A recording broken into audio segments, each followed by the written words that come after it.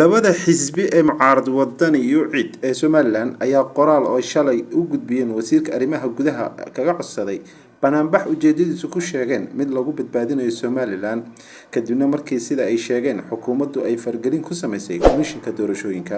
wasiirka arrimaha gudaha Somaliland oo shir ku qabtay xafiiskiisa ayaa waxa uu yiri rabbil alamin wa salatu wa salamu ala sayyidina Muhammad wa ala alihi wa sahbihi ajma'in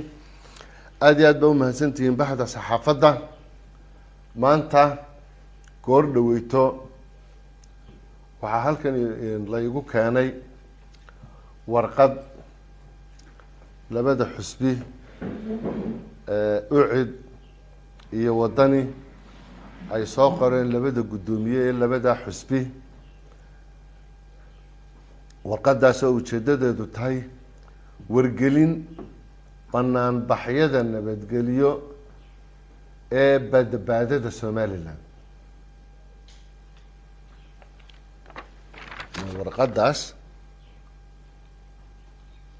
waa marka ugu horeysa dastuurka qaranka Somaliland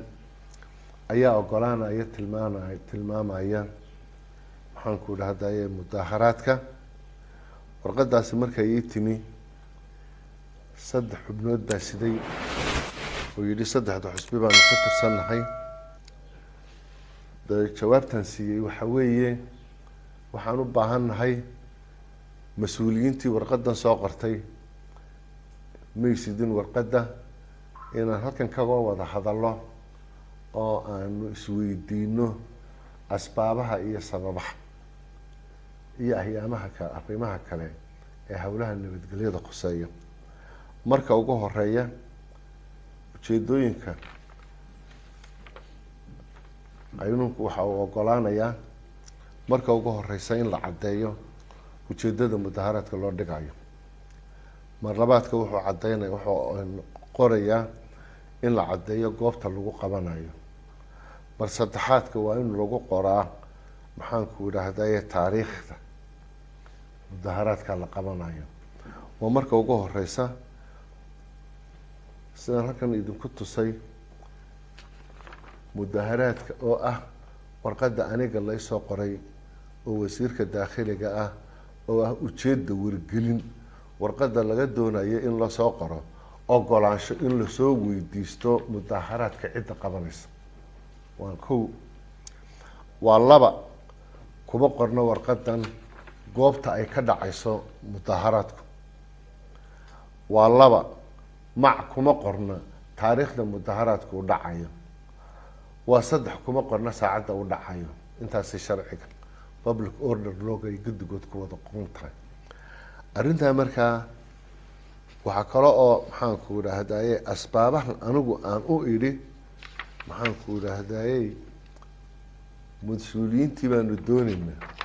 warqadaha mas-uuliyiinta xusbiyadu ay qorayaan waxaa ka mid a haddaanu nahay xusbiyada mucaaridka waxaanu sameyneynaa miidaan taxriir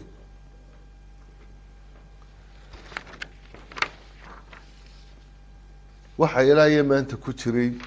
mudaharaadka xilligay sameyn lahayeen inaan la gaadhin maxaan ku dhahday kulmo iyo dadka noocaas ahoo iyaga maxaan ku dhahday laga hadlinayo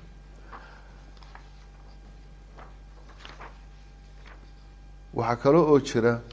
aniga intaanay warqada u imanin ayaa website walba iyo facebookka xusbiyada waxaa ku jira qoraalada ay maxaan ku dhahday ka sameynayaan maxaan ku dhahday arrinta mudaharaadka inahan oo dhan oo gef ku ah nidaamka mudaharaadka loo marayo ayaan anigu u codsaday oo qoladan u weydiiyey inay maxaan ku dhahday mas-uuliyiintaasi ay timaado mar labaadka waxyaalaha ujeedada ay ka dhigeen maxaan ku dhahday mudaharaadka waxa ka mid ah waanu ka mudaharaadaynaa iyadoo dadka reer Somaliland sicir barar ku yimi iyadoo maqashada cirka martay iyadoo maxaan ku dhahday ay arrimihii maqashada ee ummaddu ay aada iyo aada ugu dhiban tahay waxay kaloo ku qoreen iyada oo arrimahan ka mudaharaanayna ay tahay faragelin madaxweynuhu uu ku farageliyey arrimaha nidaamka xusbiyada nidaamka commissionka iyo arrimaha oo haddii laga wada hadlayna afgarasho laga gaari waayo. taasna macnaheedu ay tahay warqadan ay soo qoreen waxay ka baxeen wadahadaladii socday ee xusbiyada qaranka ay iyagu maxaanku dhahday ka mid yihiin madaxweynuhuna goobjoog ka ah. markaan arkay arrimaha noocan ah oo masalan sicir bararka markay ka hadlayaan shilinka Somaliland dhowrkii sanadood ee u dambeeyay sicirkiisu meel buu taagnaa isaga iyo doolarku meel bay fadhiyeen. cuntada ashcaarta wadanka gudihiisa ka soo baxda sicir bararkeedu mar qura muu kicina halkii ay taagneyd buu taagnaa. waxa sicir bararku uu kacay oo aanan dafirayno waxa weeye waa waxa aynu dibadda ka soo dejino. waxa aynu dibadda ka soo dejinaana waxa uu ka kacay adduunyada oo dhan. masalan bisha May bilowgeedii ama Abril dabayaaqadeedii foostada shidaalka waxay taagneed 105 isla May bartamaheediina waxay taagneed 200. sicirka adduunyada ka kacay dagaalada adduunyada ka jira COVID-19 waxyaalaha ka mid baynu nahay, laakiin lacagteenu sarifka adduunyada halka ay ka joogto ee doolarka waa iskaga mid. waxaa lagaga hadli doonaa arrinta hay'adaha dhaqaalaha ee dalka ka hadli doona, laakiin arrinta mudaharaadka ee hawsheedu ay sidaa tahay oo ah Somaliland badbaadadeedu markii la badbaadiyay 1 January 1990 wixii ka horeeyay halgankii Somaliland taliskii dictatorship-ka ahaa lagaga xoreeyay ayaa la badbaadiyay Somaliland. cidda maanta laga badbaadinayo garan maayo. iyaga soo qaraya waa inaanu ka wada hadal la yiraahdo ayaa badbaadada ayaa laga badbaadinaya goorma isticmaalka kale nagu soo korin Somaliland. cidda maanta laga badbaadinayo garan maayo. iyaga soo qaraya waa inaanu ka wada hadal la yiraahdo ayaa badbaadada ayaa laga badbaadinaya goorma isticmaalka kale nagu soo korin. qaban garan mayno maxaan ku dhahdaa meesha lagu qabanayo gobolka laga qabanayo meesha laga qabanayo mudaharaadida meelana waa lagu qabtaa meelana waa laga diidaa in la qabto.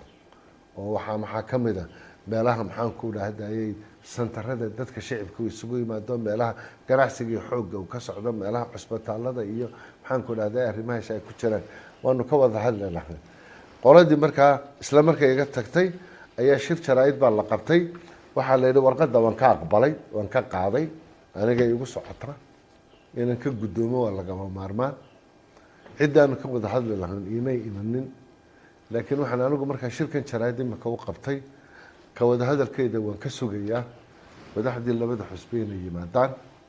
aanu arrintan ka wada hadallo. wixii intaa ka horeysa arrinkan dadweynaha dhexgelina u gudbinayo hay-adaha iyo nabadgelyada ciidamadeena ka shaqeeyana aan gaarsiinayo ciidanka booliiska iyo ciidamada kale ee qaranka. arrinta ilaa laga wada hadlo oo go-aan laga soo saaro go-aanka laga soo saara ogolaanshana wuu noqon karaa diidmana wuu noqon karaa mushkilad maaha. wixii ka horeeya ciddii tidhaahda mudaharaad baan qabanaya waxa aan u sheegayaa inuu yahay khayral sharci aan dastuuri ahayn oo sharci ahayn xaqna aanay cid u lahayn inay samayso. nabadgelyo darrada ka timaadana iyagaa sameyn iyagaa maxaan ku dhahdaa abuuraya. aada iyo aad baa u mahadsantihin.